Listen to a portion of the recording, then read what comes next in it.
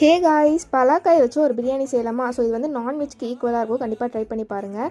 So வந்து கையில் oil apply பண்ணிட்டு எடுத்திருக்கேன். அப்போ தான் அந்த பிசினி நம்மளுக்கு கையில் ஒட்டாமல் இருக்கும். ஸோ குட்டுக்கிட்டே கட் பண்ணிவிட்டு ஒரு டம்ளர் வாட்டர் ஆட் பண்ணிவிட்டு கொஞ்சமாக உப்பு மஞ்சள் ஆட் பண்ணி நல்லா வேக வச்சு எடுத்துக்கிறேன். தென் இப்போ ஒரு குக்கரில் 2 tablespoon oil, 1 tablespoon ghee add பண்ணிவிட்டு நம்ம பட்டர் கிராம் மசாலாலாம் தாளிச்சிட்டு கட் பண்ணி வச்சுருக்க வெங்காயம் ஆட் பண்ணிக்கலாம். ஸோ அது நல்லா வதங்கினதுக்கப்புறமா தக்காளியும் ஆட் பண்ணிவிட்டு ஒரு கைப்பிடி புதினா கொத்தமல்லி ஆட் பண்ணிக்கிறேன். 1 டேபிள் ஸ்பூன் ஜிஞ்சர் கார்லிக் பேஸ்ட்டும் ஆட் பண்ணிக்கிறேன். ஸோ இப்போ அதுக்கு வந்து காய் வெந்துருச்சு.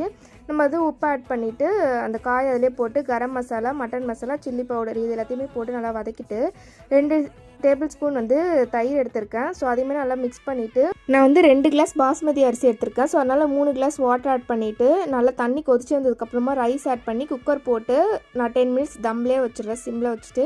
ஸோ ஆஃப் பண்ணதுக்கப்புறம் பிரியாணி வந்து இப்படி தான் இருக்கும். ஸோ டேஸ்டியாக இருந்துச்சு. கண்டிப்பாக ட்ரை பண்ணி பாருங்கள். வீடியோ பிடிச்சிருந்தா மறக்காம லைக் பண்ணி சப்ஸ்கிரைப் பண்ணிக்கோங்க. பாய் காய்.